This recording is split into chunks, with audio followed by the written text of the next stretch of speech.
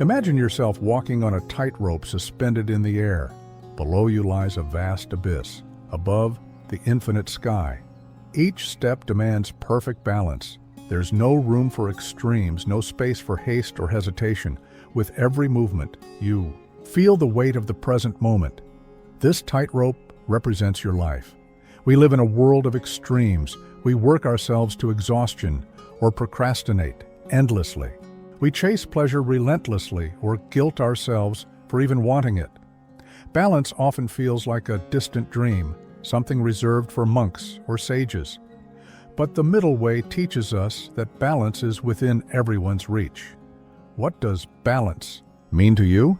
Is it even possible to find it in such a chaotic world? Long ago, at the foothills of the Himalayas, there lived a young man named Aaron. He was a gifted musician who played the sitar, an instrument that requires the precise tuning of its strings. Aaron practiced incessantly, determined to achieve perfection. But his excessive dedication led to exhaustion. His hands bled, and he could no longer play. Frustrated, he decided to abandon the sitar and vowed never to practice again. For weeks, he wandered aimlessly, consumed by self-pity, until he encountered a monk who seemed to radiate peace. Curious, Aaron approached him. The monk, with a gentle smile, asked, "Why are you so troubled?" Aaron shared his story, and the monk replied, "When the strings of your sitar are too tight, they snap. When they're too loose, they produce no sound. The secret lies in balance. Just as with the instrument, so it is with life." This simple lesson transformed Aaron's life. He returned to the sitar, but with a different approach. He practiced with discipline while respecting the limits of his body and mind. He discovered that balance wasn't just the key to music, but to every aspect of his life. The monk also told him, the middle way is not about avoiding challenges, but about finding harmony, even amidst them.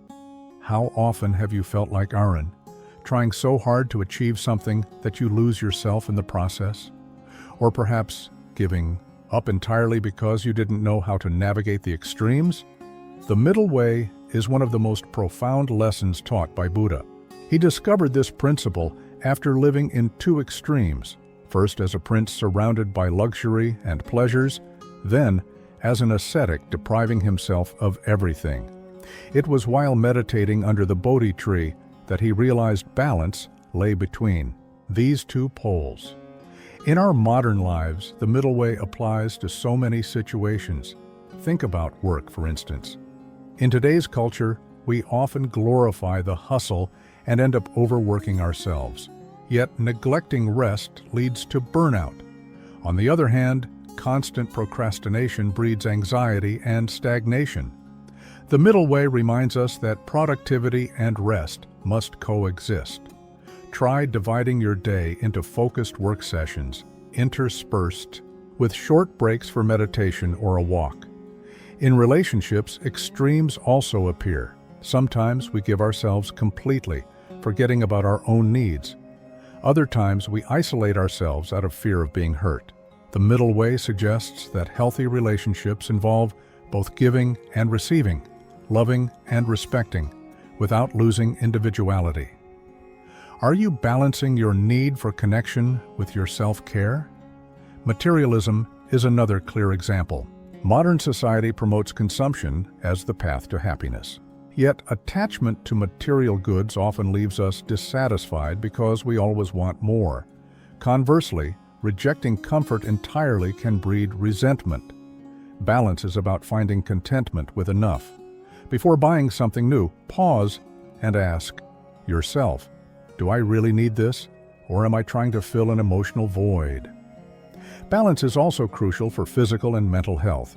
Many people struggle with extremes, crash diets or overindulgence, inactivity, or intense workouts. Balance lies in listening to your body, nourishing it with care without obsession. What would balanced self-care look like for you today? Even technology and social media can be examined through this lens. Spending hours on social media can lead to mental exhaustion, but avoiding the digital world entirely may disconnect us from modern reality. The middle way is using technology as a tool without becoming enslaved by it. Set specific times for social media use and create screen-free moments in your day. Balance is not only about external actions, but also about how we handle our emotions. Seeking balance means acknowledging feelings like anger, anxiety, or sadness without suppressing them or being consumed by them. The next time you experience an intense emotion, take a deep breath and ask yourself, what is this emotion trying to teach me? How can I respond to it with balance? At the heart of the middle way are profound ideas about ego, detachment, impermanence, and the pursuit of a harmonious life. Ego often drives us to extremes. We want to be admired, successful, and seen as perfect. But this constant search for validation distances us from balance as we live to please others or chase unrealistic expectations. Who are you beyond the masks you wear?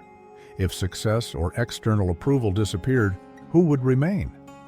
A Zen proverb reminds us, when we let go of who we think we should be, we discover who we truly are. Detachment is not about giving up everything, but about not being enslaved by our desires or fears.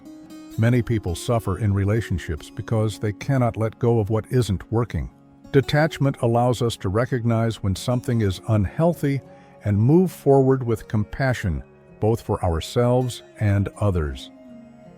Identify something you're holding on to tightly, an object, an expectation, or even a resentment, and ask yourself, what would happen if I let this go? Everything is constantly changing. The seasons, our emotions, the people around us. When we resist change, we create suffering. The middle way teaches that embracing impermanence is the key to living lightly. Think of life as a river, trying. To hold it at one point is futile, but flowing with it brings peace. What aspects of your life are you trying to freeze in place? What would it feel like to allow them to take their natural course? Balance often arises in silence. In today's noisy world, silence is a portal to introspection. It allows us to hear not only the sounds around us, but also the inner voice we so often ignore. As the Zen proverb says, silence is not empty. It is full of answers. Take 10 minutes each day to sit in silence. Let your thoughts flow without judgment. Ask yourself, what is my silence trying to reveal? The middle way teaches us that balance is not a destination, but a state of presence. It is the constant adjustment between extremes, like a boat navigating smoothly over turbulent waves. And you? Where is your point of balance? Which area of your life most needs the middle way right now? If these reflections resonated with you, don't let this message stop here. Share it with someone special who could benefit from this teaching. Leave a comment. Which part of the middle way impacted you the most? Subscribe to the channel and hit the bell for more content that can transform your perspective. Remember, balance is not something we find outside ourselves, but a state we cultivate within. Just as the sitar's strings must be perfectly tuned. To create music, your life needs balance to vibrate in harmony.